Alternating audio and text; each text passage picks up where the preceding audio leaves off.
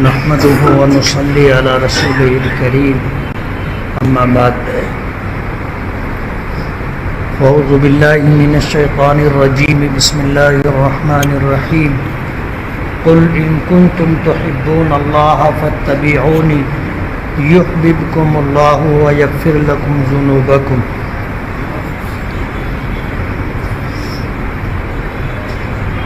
صدق اللہ العظیم۔ بزرگان محترم اور عزیز دوستو،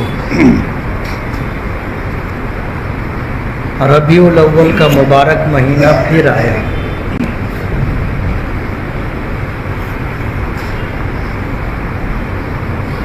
نبی کریم صلی اللہ علیہ وسلم کی ولادت مبارکہ اسی مہینے میں ہوئی اور آپ اسی مہینے میں اللہ کی بارگاہ میں تشریف بھی لے گئے۔ ربیع الاول کا یہ مہینہ صرف آپ کی ولادت مبارکہ سے موسوم ہے، منسوب ہے، اور ہر سال اس کی آمد ہوتی ہے، اور وقتی طور پر ہم خوشیاں مناتے ہیں اور ربیع الاول کی آمد پر محفلیں سجاتے ہیں۔ سرکار دو عالم صلی اللہ علیہ وسلم کی سیرت مبارکہ کے عنوانات سے جلسے ہوتے ہیں، آپ کی زندگی کا تذکرہ ہوتا ہے اور اس بات کا اعادہ کیا جاتا ہے کہ دین و دنیا کی کامیابی اللہ اس کے رسول کے احکامات کے ماننے اور تابعداری میں۔ قرآن کریم کی ایک آیت کی میں نے تلاوت کی ہے۔ اللہ تعالیٰ نے اپنے محبوب جناب رسول اللہ صلی اللہ علیہ وسلم کو حکم دیا، قل، آپ کہہ دیجئے، اپنی امت کو بتا دیجئے، ان کنتم تحبون اللہ فاتبعونی یحببکم اللہ،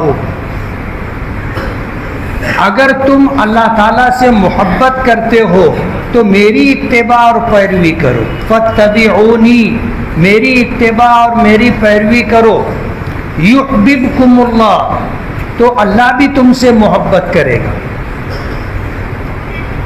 اس کائنات کا خالق اور مالک اللہ ہے اور اس پوری کائنات میں اسی کا حکم چلتا ہے۔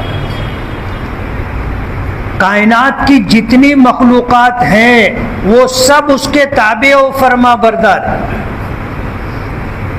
وہ اللہ تعالیٰ کے حکم سے ذرہ برابر بھی روگردانی نہیں کرتے۔ ایک انسان ہے کہ اللہ نے اسے کچھ اختیارات دیے اور اسے اسباب اختیار کرنے کا مکلف بنایا ہے، ورنہ انسانوں کے علاوہ کائنات کی جتنی مخلوق ہیں ان تمام مخلوقات کو اللہ پاک بغیر سبب کے روزی دیتا ہے۔ ہمیں سبب اختیار کرنا پڑتا ہے، کمانے کے لیے جد و جہد و کوشش کرنی پڑتی ہے، ہمیں نوکری کرنی پڑتی ہے، ملازمت کرنی پڑتی ہے، ہمیں کاروبار اور تجارت اختیار کرنا پڑتا ہے، یہ سبب ہے، اور ان اسباب کو اختیار کرنے کا ہمیں حکم دیا گیا ہے، اور اللہ تعالیٰ اسی بہانے سے ہمیں روزی دیتا ہے۔ دیتا اللہ ہے اور اللہ اسباب کا محتاج نہیں ہے۔ جب وہ کائنات کی تمام مخلوقات کو بغیر سبب کے روزی دیتا ہے تو ہم ایک اکیلی مخلوق انسان کو بغیر سبب کے روزی دینا اللہ کے لیے کیا مشکل ہے؟ لیکن تمام مخلوقات ایک طرف اور انسان جسے اللہ نے مکلف بنایا ہے ایک طرف۔ اللہ تعالیٰ نے انسانوں کو اسباب کا مکلف بنایا ہے، باقی سب کو بغیر سبب کے اللہ روزی دیتا ہے۔ اور انسانوں میں سے بھی کچھ لوگ ہیں جنہیں اللہ بغیر سبب کے روزی دیتا ہے۔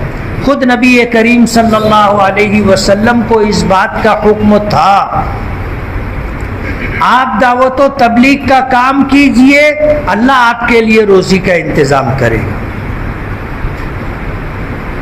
انبیاء کرام علیہم الصلاۃ والسلام اور آج بھی دنیا میں ہیں کچھ لوگ اللہ کے مخصوص بندے، اللہ بغیر سبب کے روزی دینے پر قادر ہے، دیتا ہے نا قرآن کریم میں وَمَن يَتَوَکَّلْ عَلَى اللَّهِ فَهُوَ حَسْبُهُ، جو اللہ تعالیٰ پر کامل توکل کرتا ہے اللہ اس کے لیے کافی ہے۔ تو یہ دنیا دار الاسباب ہے اور ہم انسانوں کو اللہ نے اسباب اختیار کرنے کا مکلف بنایا ہے۔ اللہ اسی بہانے سے ہمیں روزی دیتا ہے، لیکن اللہ اسباب کا پابند نہیں ہے۔ اس کائنات میں اللہ جو تصرف کرنا چاہے کر سکتا ہے بلا اسباب کے۔ نبی کریم صلی اللہ علیہ وسلم کا اس مبارک مہینے میں آنا اور اس مہینے کا ہر سال آنا یہ اہم نہیں ہے۔ آپ اس پر غور کریں کہ آپ کا آنا تاریخ انسانیت کے رخ کو موڑ دینا ہے اور ہمیشہ کے لیے موڑ دینا ہے۔ آپ کی آمد سے پہلے دنیا کہاں تھی آپ غور کرو، آپ پڑھو تو اندازہ ہوگا۔ جہالت کی تاریکیاں عام تھی اور ظلم و جبر کا قانون تھا، جس کی لاٹھی اس کی بھینس۔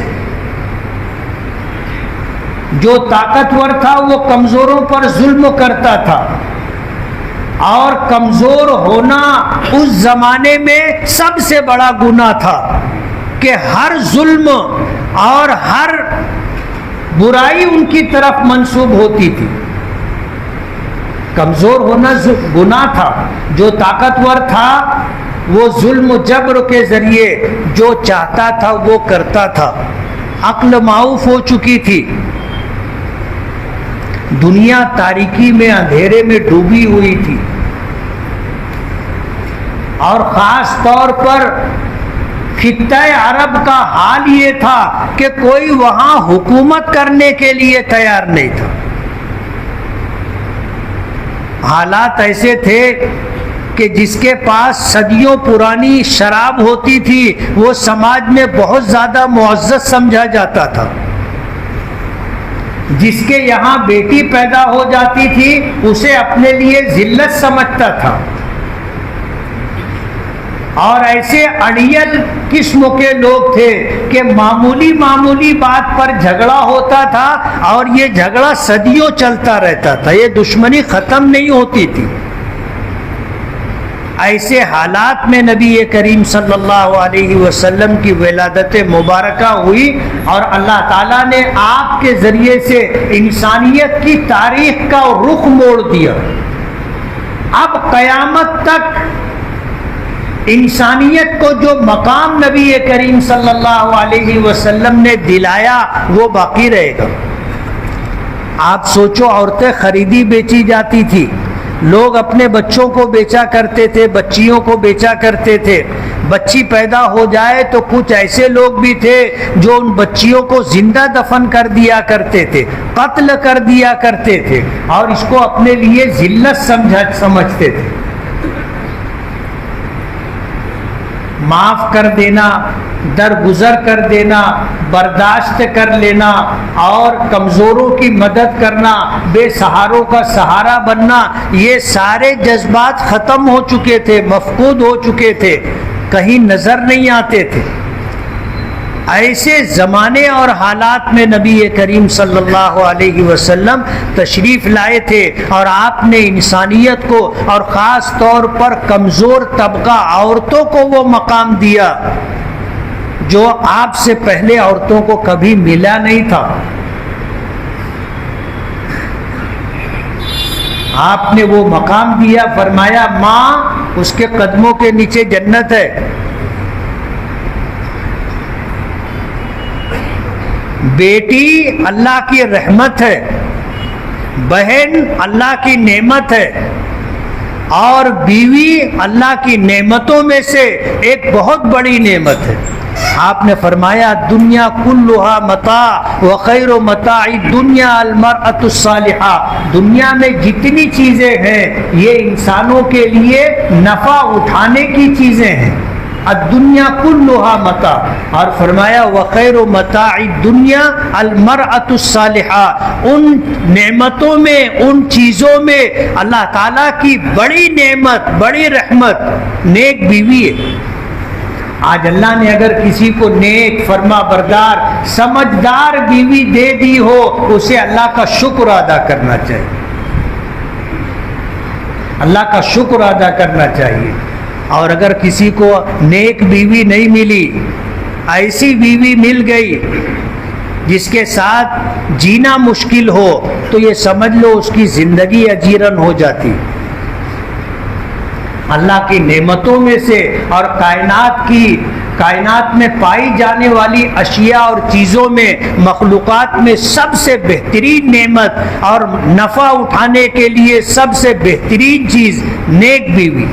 خود نبی کریم صلی اللہ علیہ وسلم نے فرمایا تھا حبب الی من دنیاکم ثلاث، اللہ تعالیٰ نے تمہاری دنیا کی 3 چیزوں کی محبت مجھے عطا کی، 3 چیزیں، الطیب والمرأة وقرۃ عینی فی الصلاۃ، خوشبو، اس دنیا میں مجھے خوشبو پسند ہے۔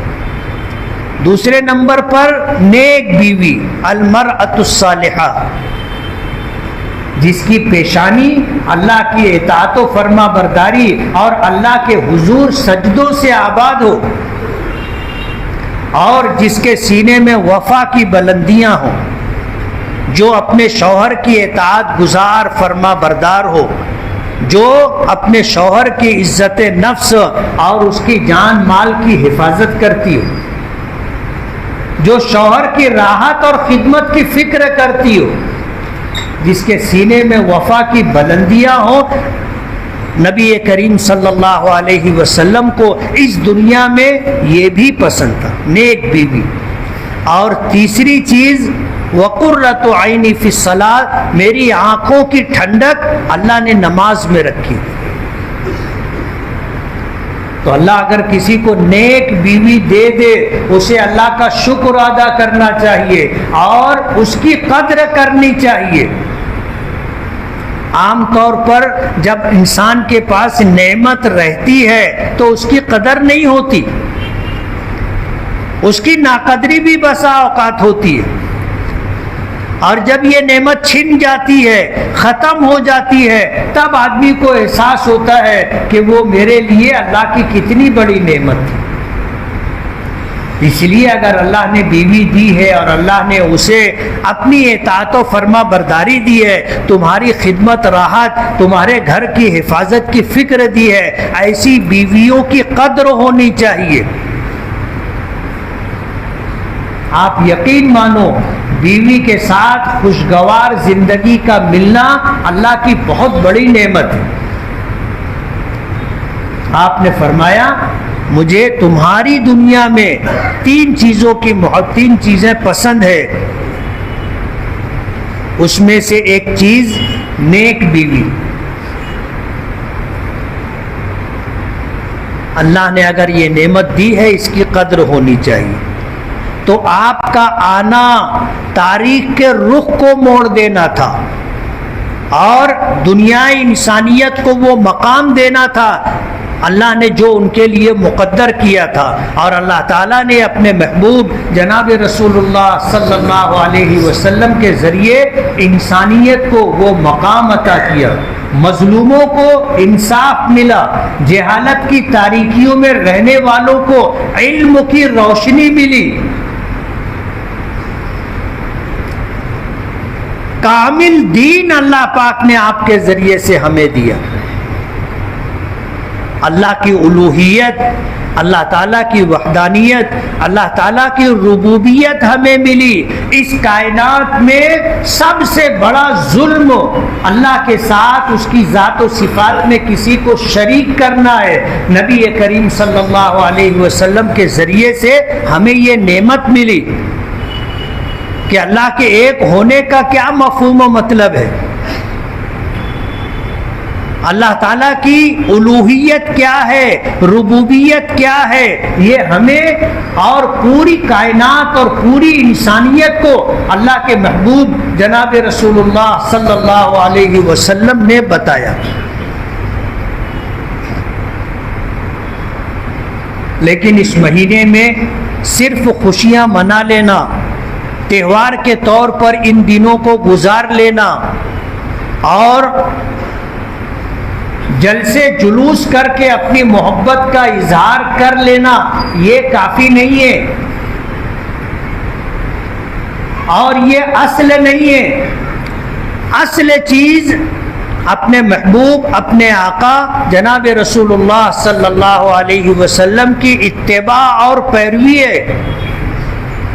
ہم زبان سے محبت کے عشق کے دعوے کریں اور ہماری زندگی آپ کی اطاعت و فرما برداری اور سنت و اتباع کے جذبے سے خالی ہو تو یہ تو نفاق ہے۔ ہم کہتے کچھ ہیں اور کرتے کچھ ہیں۔ اگر کوئی شخص مجمع میں اپنے باپ کی تعریف کرے،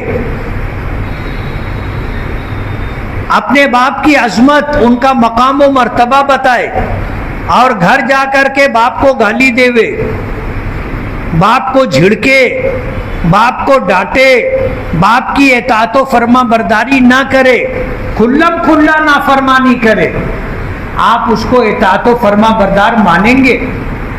آپ اس کو اپنے باپ سے محبت کرنے والا، اپنے باپ کی اطاعت کرنے والا مانیں گے؟ یہی حال تقریباً ہمارا ہو گیا ہے۔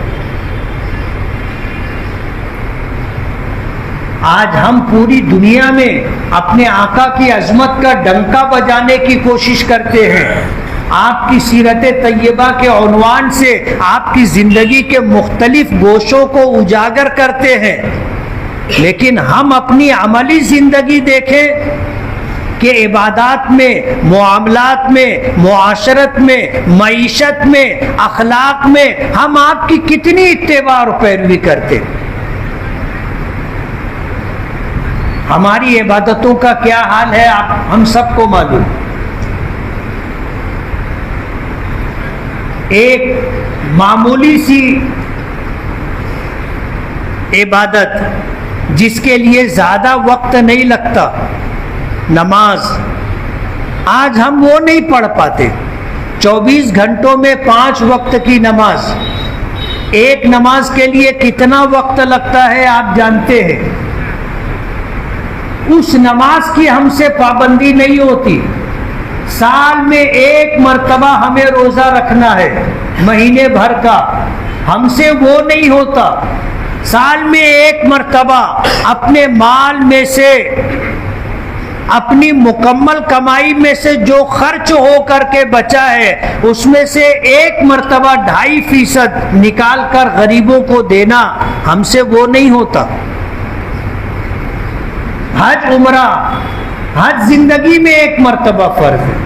ہم میں کتنے لوگ ہیں جن پر حج فرض ہے وہ نہیں جاتے۔ لوگ مسئلہ پوچھتے ہیں کہ اماں ابا کو حج کے لیے بھیجنا ہے، جانے کے لیے تیار نہیں۔ اولاد چاہتی ہے کہ میں ہو کر کے آ جاؤں، لیکن سماج کی وجہ سے وہ یہ کہتے ہیں کہ لوگ کیا کہیں گے کہ ماں باپ نے حج نہیں کیا، یہ بہت دھدانا تھا حج کرنے کے لیے۔ لوگ آ کے مسئلہ پوچھتے کہ اگر ماں باپ کو بھیجنا چاہو تو وہ جانے کے لیے تیار نہیں ہے، اور جن لوگوں کو بھیج دیا جاتا ہے وہ وہاں جا کے روم میں پڑے رہتے ہیں، اللہ کے گھر پہ جاتے بھی نہیں۔ ہم تو اپنی آنکھوں سے دیکھتے ہیں، ایک بڑی تعداد ایسے لوگوں کی ہوتی ہے جو آ گئے حج پر تو حج کر لیتے ہیں، باقی ان کو وہاں کی عبادتوں سے اور وہاں کے مقام مقدسہ سے کوئی لینا دینا نہیں۔ اپنا وقت سونے میں، اپنا وقت جو ہے بازار میں، اور اپنا وقت بلڈنگ میں رہ کر کے گزارتے، واپس جانے کی جلدی رہتی ہے۔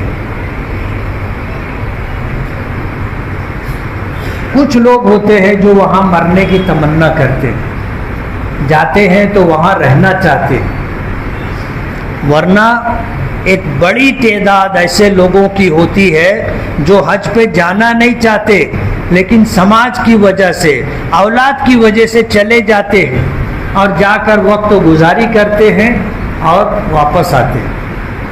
ایک صاحب کی طبیعت خراب ہو گئی، بہت رو رہے تھے، لوگ پریشان تھے، ہم لوگوں سے کہا کہ یار طبیعت خراب ہے اور اتنا رونا دھونا ہے کہ سمجھ میں نہیں آتا، چل کے تھوڑا مل لو۔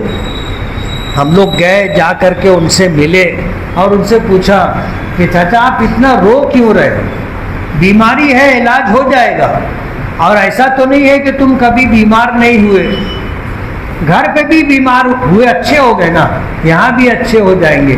بڑی مشکل سے انہوں نے اگلا کہ بولے میں مر جائوں۔ ان کو وہاں مرنا نہیں تھا اور ان کو ایسا خوف ہو گیا تو بولے میں مر جاؤں۔ ارے میں نے کہا کہ چچا یہاں مرنے کے لیے نصیب لگتا ہے، یہاں مرنے کے لیے نصیب لگتا ہے، تمہارے جیسے ہمارے جیسے یہاں کہاں مرنا، ملو مرو گے نہیں تم، بالکل مت گھبراؤ، اطمینان رکھو، اچھے ہو جاؤ گے، وہیں مالیگاؤں میں جا کے مرو گے تم۔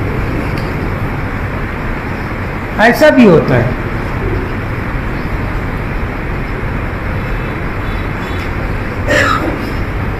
اب آپ سوچو، زندگی میں ایک مرتبہ حج فرض ہے اور اس کی ادائیگی میں ہم لوگوں کی طرف سے کیا صورت ہے؟ اصل چیز کھوکھلے دعووں سے کچھ نہیں ہوتا۔ بہت عربی کا مشہور جملہ ہے کہ ان المحب لمن يحبه مطیع، کہ جو آدمی کسی سے محبت کرتا ہے تو اس کی اطاعت و فرما برداری اختیار کرتا ہے۔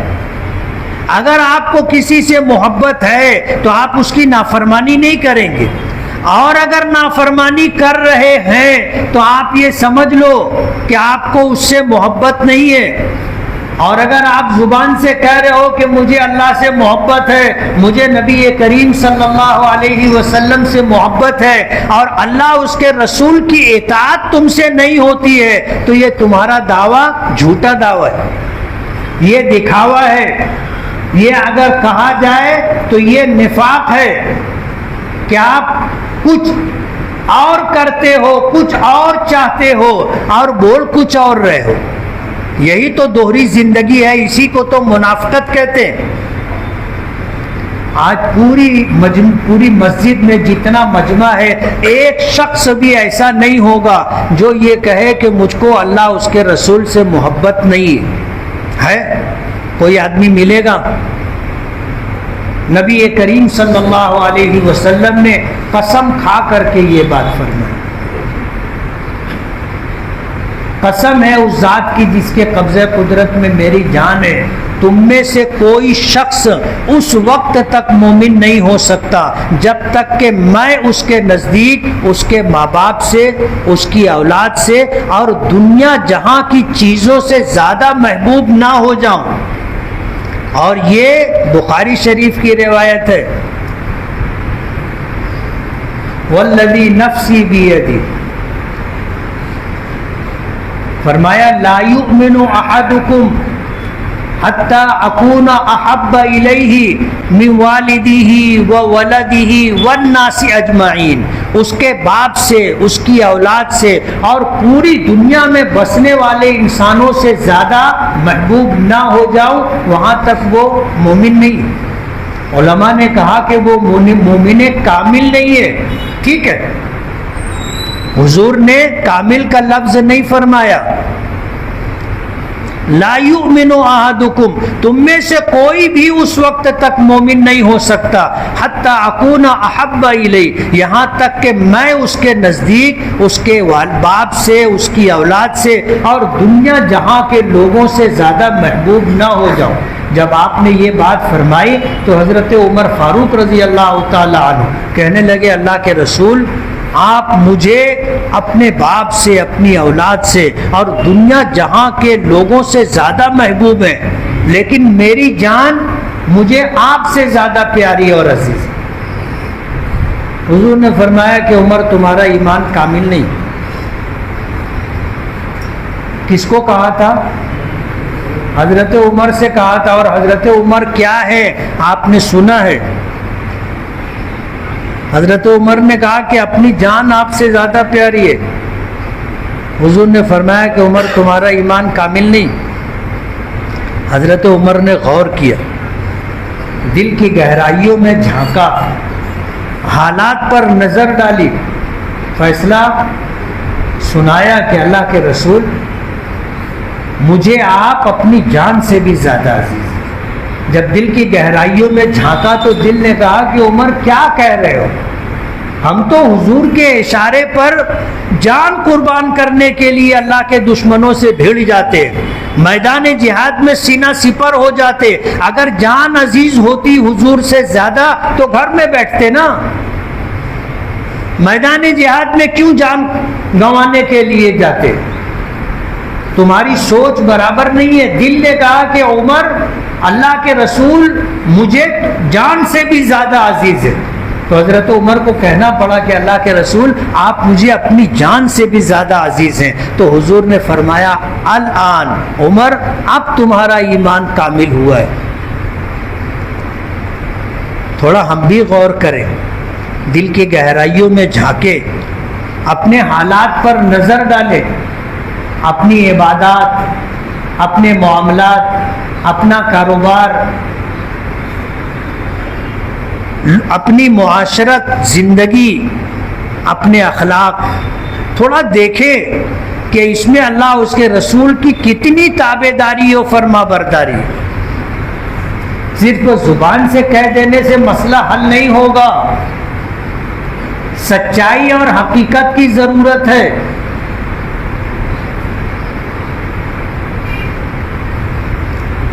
اللہ ہمیں امتحان میں نہ ڈالے، ورنہ جب امتحان آتا ہے تو آدمی کا فیصلہ بتاتا ہے کہ یہ ادھر ہے کہ ادھر ہے۔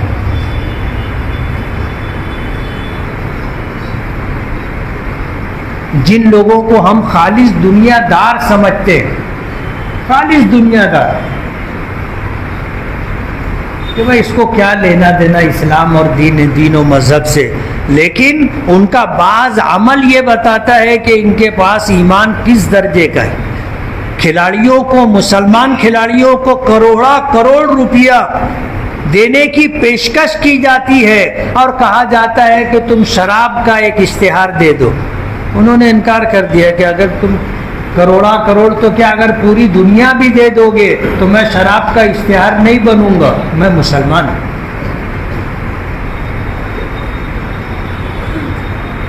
سوچو ہم اگر اس جگہ ہوتے تو ہمارا دل بھی کہتا اور لوگ ہم کو سمجھاتے، ابے تھوڑی دیر کی تو بات ہے، بعد میں توبہ کر لینا، اللہ تعالیٰ سے معافی مانگ لینا، کون سا یہ شرک ہے، گناہ ہی تو ہے، اور کیا ہم سے گناہ نہیں ہوتے کیا؟ آزمائش اور امتحان سے اللہ بچائے، لیکن آپ تنہائی میں غور کریں کہ اپنے پاس ایمان ہے، اپنے پاس اللہ اس کے رسول کی سچی محبت ہے، ہماری عبادات میں، ہمارے کاروبار میں، ہمارے معاملات میں، ہماری معاشرت میں، ہمارے گھر میں، ہمارے بیوی بچوں کے ساتھ، دوست و احباب کے ساتھ ایک مسلمان ہونے جیسا معاملہ ہم کرتے ہیں یا نہیں کرتے؟ کیا کبھی ہمارا ایمان ہمیں اللہ اس کے رسول کی نافرمانی سے روکتا ہے؟ یا ہم بغیر کسی جھجک کے گناہ کر لیتے؟ کبھی آپ غور کرو، کوئی دوسرا ہم کو بولے تو ہم کو برا لگے گا اور لگتا ہے، لیکن ہم اگر اپنے معاملات کو خود دیکھیں تو ہم خود اپنے بارے میں فیصلہ کر سکتے نا کہ کیا ہمارا ایمان کیا اللہ کے رسول کا امتی ہونا ہمیں کسی گناہ سے روکتا ہے؟ ہم گناہ کرنے لگے اور پھر یہ بات آ جائے کہ بھئی اللہ کی نافرمانی ہے، نہیں کرنا، یہ رسول کی سنتوں کی خلاف ورزی ہے، ہمیں نہیں کرنا ہے۔ کبھی ایسا ہوتا ہے؟ ہم تو گناہ دھڑلے سے کر لیتے نا۔ اور ایسا بھی ہوتا ہے کہ کبھی اگر کسی کو اس طرح ٹوکو، ارے بولے جاؤ اپنا اپنا دیکھو، سننے کے لیے بھی تیار نہیں رہتے۔ تو زبانی دعویٰ ہمیں کام نہیں آئے گا، عملی زندگی چاہیے، اور اس دنیا میں کامیابی کا واحد راستہ ہے ایمان والوں کے لیے اللہ اس کے رسول کی اتباع اور پیروی۔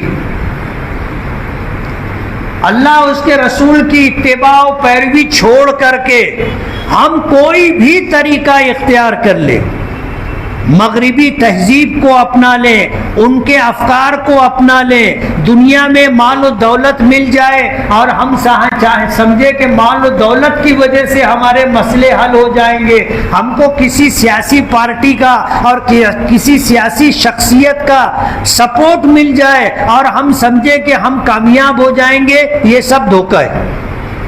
مسلمان کی کامیابی صرف اللہ اس کے رسول کی اطاعت و فرما برداری میں ہے۔ یہ ایک جملہ یاد رکھنا، چاہے کچھ یاد رہے نہ رہے، ایک ایمان والے کی کامیابی صرف اور صرف اللہ اس کے رسول کی اطاعت و فرما برداری میں ہے۔ اس کے علاوہ کوئی سیاسی فیصلہ، کوئی سیاسی شخصیت، کوئی سیاسی پارٹی، کسی کا مال، کسی کی شہرت، کسی کا دبدبہ اور کسی غیر قوم کی تہذیب و کلچر، ان کے افکار ہمیں کامیابی نہیں دلا سکتے۔ ہماری کامیابی صرف اور صرف محمد الرسول اللہ صلی اللہ علیہ وسلم کے دین اور اللہ اس کے رسول کی اتباع اور پیروی میں ہے، بس۔ اس کے علاوہ کہیں ہمارے لیے کامیابی نہیں ہے، ہر جگہ ناکامی ہے، 100% ناکامی، اور اللہ اس کے رسول کی اتباع و پیروی میں 100% کامیابی ہے۔ اللہ ہمیں عمل کی توفیق عطا فرمائے۔ وآخر دعوانا ان الحمد